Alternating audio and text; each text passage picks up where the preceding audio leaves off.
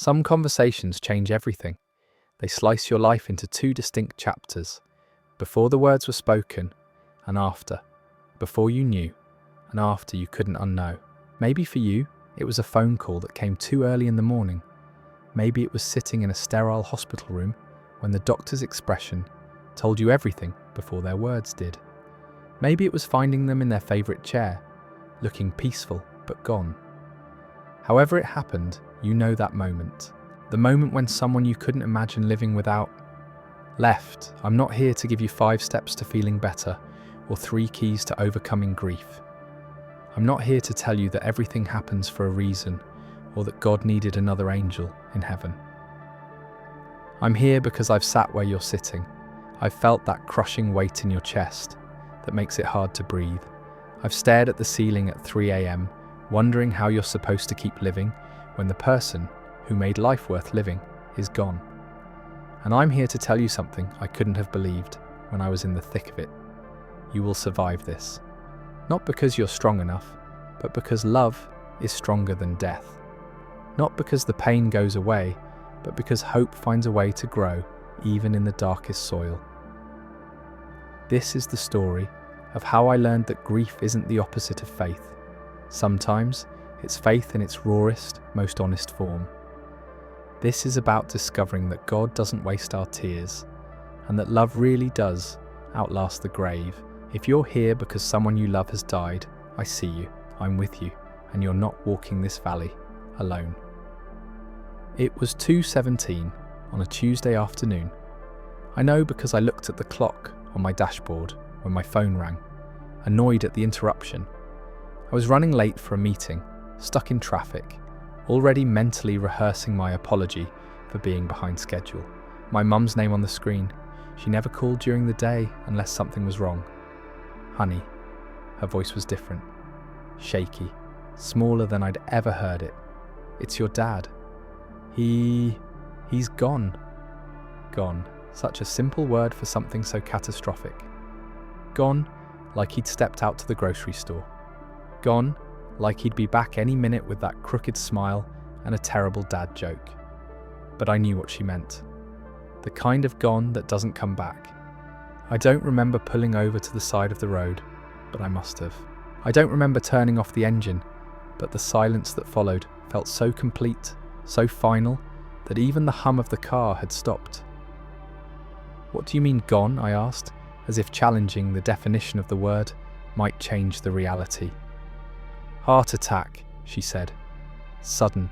At work, the paramedics tried, but there's a cruelty in how life-shattering news gets delivered in such ordinary moments. Traffic still moved past my car. The radio was still playing some forgettable pop song. My meeting reminder was still buzzing on my phone. The world had apparently not received the memo that everything had just changed forever. I sat there for 20 minutes trying to make sense of a reality that made no sense. My dad, who'd called me just Sunday to tell me about the tomatoes in his garden. My dad, who still signed his texts, "Love Dad," even though I'd told him 100 times he didn't need to. My dad, who was supposed to walk me down the aisle someday and spoil his grandkids and grow old gracefully in the house he and Mum had spent 30 years making into a home. Gone. The drive to my parents' house is a blur, but I remember the absolute wrongness of pulling into their driveway. The lawn mower was still sitting in the middle of the yard where he'd left it. His coffee cup was still on the porch railing, half full and growing cold. His reading glasses were folded neatly on the table next to his favourite chair. Everything exactly as he'd left it that morning when he'd kissed Mum goodbye and headed off to what he thought was just another ordinary Tuesday. I walked through the front door and saw my mum sitting on the couch, holding his pillow against her chest like a life preserver. 32 years of marriage. And now she was clutching a pillow that still smelled like his aftershave. That's when it hit me, really hit me. Not just the fact that he was gone, but the staggering reality of what gone meant. No more Sunday phone calls about his garden, no more texts signed "Love Dad," or no more terrible jokes that made me groan and laugh at the same time. No more advice about work, about life, about anything. No more hugs that somehow made everything feel manageable. No more of the man who taught me to drive and to pray and to believe that everything would be okay because dads fix things and my dad could fix anything. I sat on that couch next to my mum, both of us holding pieces of a man we'd never hold again, and I thought, I never knew the world could feel so empty with someone so important missing from it. Tuesday afternoon, 2:17 p.m, everything changed. Not just for our family, but for my understanding of life, of love, of faith, of God himself. It was the beginning of the hardest journey I'd ever taken. But it was also, though I couldn't have known it then, the beginning of discovering that love really is stronger than death, even when death feels like it's won. The first week after losing someone you love is like living in a fishbowl filled with thick honey. Everything moves slower, sounds are muffled, you can see the world continuing around you, but you can't quite reach it, can't quite participate in the normalcy that everyone else seems to take for granted. I remember waking up the morning after that phone call and, for maybe 3 beautiful seconds, forgetting. My brain, in its mercy, gave me those precious moments of not remembering before reality crashed back in like a freight train. Dad is gone. Dad is gone. Dad is gone. I had to learn it all over again, fresh and brutal, every single morning. Time became this weird elastic thing. I'd sit at the kitchen table with a cup of coffee, and suddenly it would be afternoon, and the coffee would be stone cold, and I couldn't remember a single thought I'd had for the past 4 hours. Other times, I'd look at the clock expecting hours to have passed, only to discover it had been 12 minutes. People started showing up, well-meaning friends and neighbours and church family with casseroles and flowers, and kind words that felt like they were being spoken in a foreign language I used to know, but had somehow forgotten. He's in a better place now. God needed another angel in heaven. Everything happens for a reason. At least he didn't suffer. He wouldn't want you to be sad. I know, they were trying to help. They were doing what people do when they encounter a pain so big they don't know how to respond to it. They were reaching for anything that might ease the unbearable weight of watching someone they cared about fall apart. But here's what I learned about grief in those early days. Sometimes, the most loving thing someone can do is just sit in the mess with you without trying to clean it up with explanations. My friend Rachel got it right. She showed up on Thursday with Chinese takeout and didn't say a single word about God's plan or silver linings or anything being better. She just looked at me with tears in her own eyes and said, "This is awful. I'm so sorry. What do you need?" When I told her I didn't know what I needed, she said, "Okay, I'm just going to sit here with you then." And she did, for 3 hours. We ate lo mein in silence and watched terrible daytime TV, and she didn't try to fix anything or explain anything or make anything better. She just was there, present in the mess. That night, after everyone had gone home and the house was quiet except for the sound of Mum crying softly in the next room, I tried to pray. I'd been a Christian my whole life. Prayer was supposed to be as natural as breathing, but sitting there in Dad's chair, still smelling like his cologne, I couldn't find any words. What do you say to God when the world feels like it's ended? How do you talk to the one who could have prevented this but didn't? Where do you even start when your heart is so broken you can't tell which pieces belong where anymore? I sat in that chair for an hour, mouth open, nothing coming out but the occasional sob that surprised me with its intensity. And then I remembered something I'd read once tucked away in the back of my mind, like a treasure I'd forgotten I was carrying. The Lord is close to the broken-hearted and saves those who are crushed in spirit. Psalm 34:18, close to the broken-hearted, not far from them, not waiting for them to get their act together, not disappointed in their lack of faith or their messy emotions or their inability to find the right words. Close, for the first time since that phone call, I felt something other than crushing emptiness. Not hope. I wasn't ready for hope yet, but maybe the beginning of the possibility that I wasn't as alone as I felt. Maybe God wasn't as far away as the silence made it seem. Maybe God wasn't as far away as the silence made it seem. Maybe being broken-hearted didn't disqualify me from his presence. Maybe it was exactly what qualified me for it. 3 weeks after the funeral, when the last casserole had been eaten and the sympathy cards had stopped coming and everyone else had returned to their normal lives, I found myself sitting in my car in the church parking lot at 11 p.m, afraid to go inside. I'd driven there without really deciding to, just found myself pulling into the empty lot, staring at the building where I'd spent most Sundays for the past 15 years. The same sanctuary where I'd been baptized, where I'd given my testimony, where I'd sung "How Great Thou Art" with conviction, just a month before my world fell apart. But sitting in that parking lot, I realized something that terrified me. I wasn't sure I believed any of it anymore. Not the songs, not the sermons, not the Sunday school answers I'd been giving my whole life. Because if God was really good, if he really loved my family, if he really had the power to heal and restore and work miracles, then why was my dad dead? Why would a God who calls himself love allow someone so good, so needed, so irreplaceable to just leave? Why would a father who promises to work all things together for good let something so devastating, so senseless, so cruel happen to people who had served him faithfully for decades? I'd been a Christian since I was 7 years old. I'd memorized all the verses about God's faithfulness and his perfect plan and his unfailing love. I taught Sunday school and led Bible studies and confidently told other people that God was good all the time. But sitting in that parking lot, all those words felt like lines from a play I'd been performing without really understanding the script. The question that haunted me, the one that kept me awake staring at the ceiling, the one that made me afraid to pray because I wasn't sure I wanted to hear the answer, was this: what kind of God lets this happen? I was angry, furious actually, at God, at the situation, at the cosmic unfairness of it all. And then I felt guilty for being angry, which made me even angrier. Good Christians aren't supposed to be mad at God, right? Good Christians are supposed to trust and have faith and accept his will with peaceful resignation. But I wasn't feeling peaceful or resigned. I was feeling betrayed.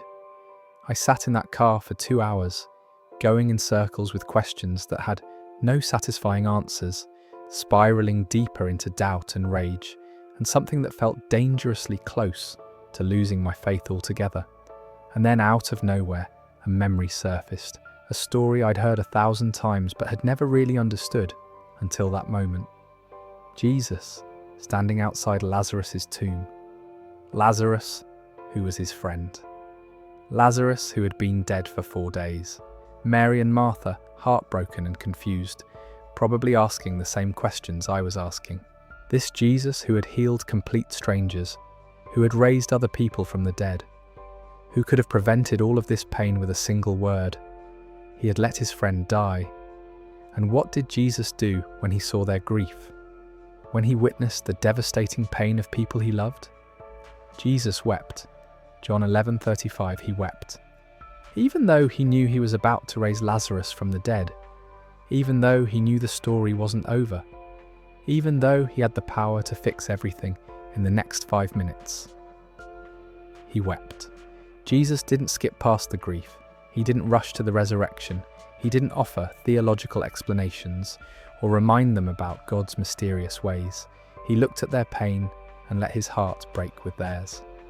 He entered the sorrow. He felt the loss. He let the reality of death, even temporary death, move him to tears. Sitting in that parking lot at midnight, something cracked open in my chest, not healing. I wasn't ready for healing yet, but something like understanding. God wasn't distant from my pain. He wasn't unmoved by my loss. He wasn't coldly orchestrating some cosmic plan that required my father's death to make sense. God was grieving with me. The same Jesus who wept at Lazarus's tomb was weeping with me in that church parking lot. The same God who entered into human suffering on the cross was entering into my suffering now. I wasn't alone in my questions. I wasn't alone in my anger. I wasn't alone in my grief. God was right there in the middle of it all. not as the distant author of my pain, but as the loving Father who was walking through the valley of the shadow of death with me. For the first time in weeks I cried, not the angry, bitter tears I'd been holding back, but something deeper, something that felt like relief. I still had questions. I still didn't understand why, but I was beginning to understand who was with me in the not understanding. I still had questions. I still didn't understand why, but I was beginning to understand who was with me in the not understanding. And maybe, for now, that was enough. 2 months after that night in the church parking lot, I started taking walks, not because I was trying to exercise or clear my head, or have some kind of spiritual experience. I walked because sitting still had become unbearable, and moving felt like the only thing keeping me from completely falling apart.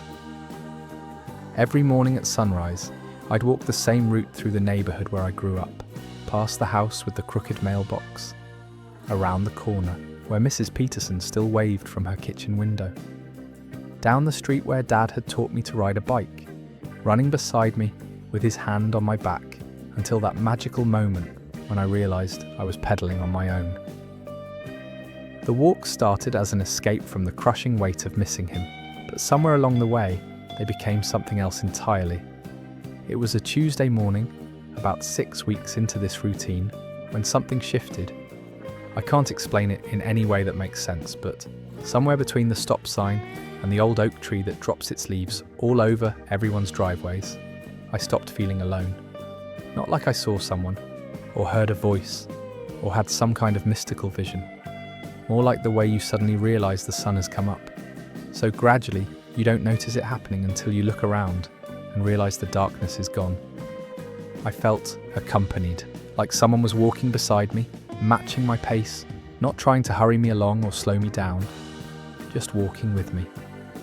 For the first time since Dad died, grief stopped feeling like drowning and started feeling like something I could maybe learn to carry. That morning, I remembered something my pastor had shared at Dad's funeral, a passage from Romans that I'd heard hundreds of times but never really needed until now. For I am convinced that neither death nor life, neither angels nor demons, neither the present nor the future, nor any powers, neither height nor depth, nor anything else in all creation, will be able to separate us from the love of God that is in Christ Jesus our Lord. Romans 8:38-39. Neither death nor life, nothing in all creation, can separate us from God's love. Not even death, not even this death, not even the death that felt like it had torn a hole in the fabric of everything I'd believed about love and safety and the way the world was supposed to work. As I walked that morning, I began to understand something I'd never grasped before. Heaven wasn't just some distant hope for someday. It was a present reality breaking into my grief-stricken world right now. The love that had connected me to my dad, it hadn't died with him. Death had taken his physical presence, his voice, his laugh, his terrible jokes. But it couldn't touch the love itself. It couldn't erase 34 years of memories. It couldn't undo the ways he had shaped me, encouraged me, believed in me when I didn't believe in myself. All of that was still here, still real, still part of who I was. I thought about the last conversation we'd had, just 3 days before he died. He'd called to tell me about his tomato plants and to ask how my job interview had gone and to remind me that he was proud of me just because. "I love you, kiddo," he'd said before hanging up. "Don't forget that."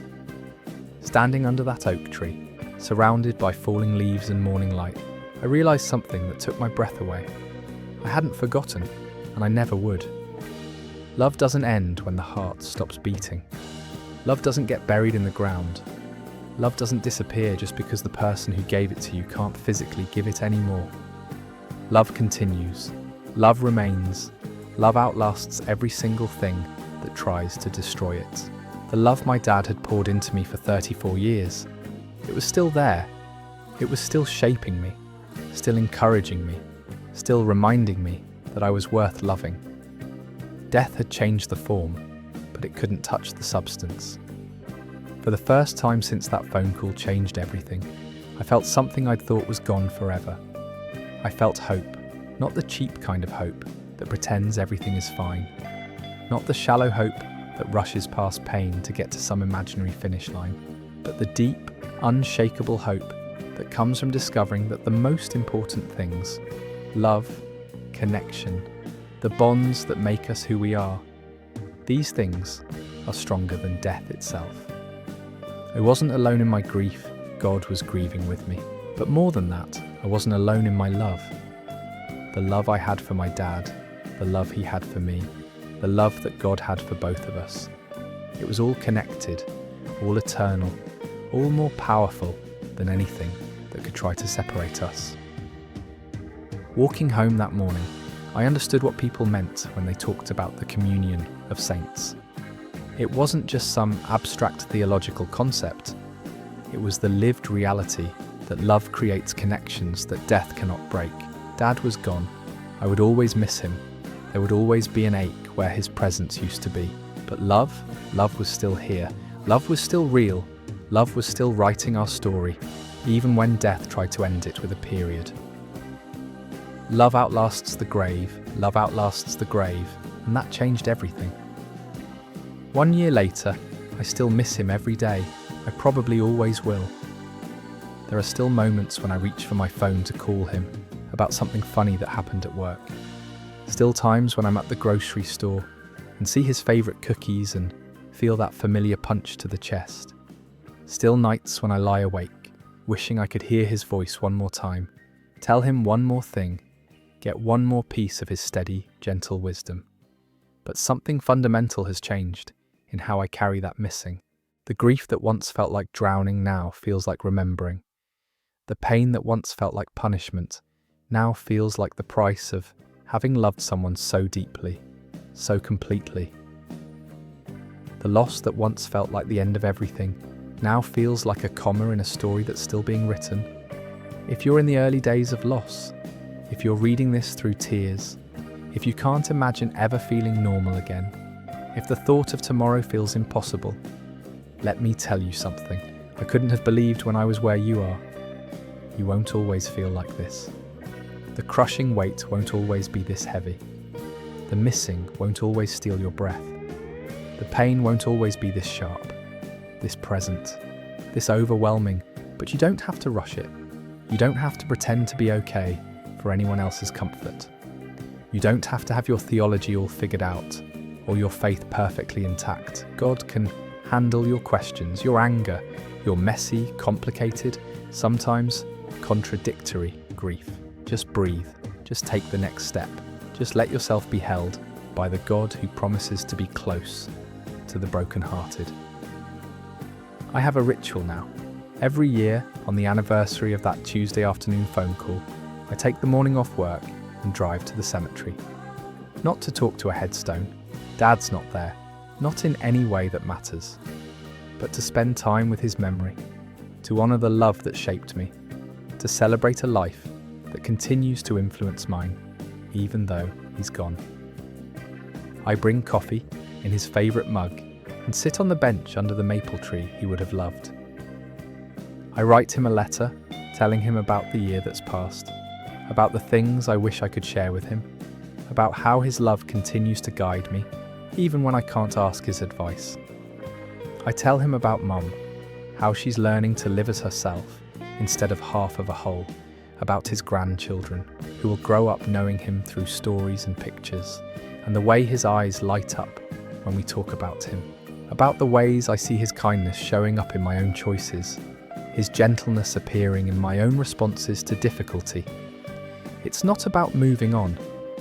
I don't think we ever really move on from loving someone. We don't get over the people who helped make us who we are, but we can move forward. We can carry their love with us, like a light in the darkness. We can let their memory be a blessing instead of only a source of pain. We can live lives worthy of the love they poured into us. We can honour them by becoming the people they believed we could be. Last week, a friend of mine lost her father. Suddenly, heart attack at 58. No warning, no goodbye, just gone. She called me at midnight, sobbing, asking the same questions I'd asked. How do you keep living when someone so important is gone? How do you have faith in a God who lets this happen? How do you survive missing someone this much? I drove to her house and sat with her in the mess, the way Rachel had sat with me. I didn't try to fix her pain or explain it away or rush her toward acceptance. I just held space for her grief and reminded her that she wasn't alone. But I also got to tell her something I couldn't have said a year ago. You will survive this, not because you're strong enough, but because love is stronger than death. The love your dad poured into you for 28 years, that doesn't die with him, that lives on in you, through you, as you. I got to be living proof that people can walk through the valley of the shadow of death and come out whole on the other side, not unchanged. Grief changes you forever, but not destroyed, not hopeless, not abandoned, transformed. There's a verse that's become precious to me, one I never really understood before Dad died. We do not want you to be uninformed, brothers and sisters, about those who sleep in death, so that you do not grieve like the rest of mankind, who have no hope. Thessalonians 4:13. We don't grieve without hope. We grieve, yes, deeply, messily, completely. We feel the full weight of the loss, the full devastation of the missing, the full pain of loving someone we can no longer touch. But we grieve with hope. Hope that death isn't the end. Hope that love outlasts the grave.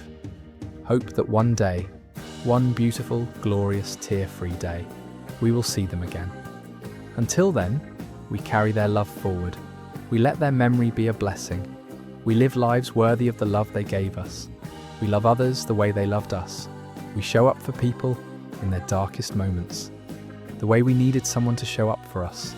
We become living testimonies to the truth that love never ends, love never fails, love outlasts everything that tries to destroy it. Because that's what love does. It continues, it remains, it carries forward. Even when the heart that first gave it to us has stopped beating, love outlasts the grave, and so do we. If this message has touched your heart, I want you to know, I'm praying for you right now. Whether you're in the fresh, raw pain of recent loss, or carrying grief you've held for years, you are not alone in this valley. If you'd like, share their name in the comments below. Tell us one thing you loved about them. Let's honor their memory together by speaking their names with love, by celebrating lives that continue to matter even though they're gone. Because the best way to fight the darkness of death is to shine the light of love. And love, true, deep, transformative love, never dies. It just changes form and keeps on loving through us.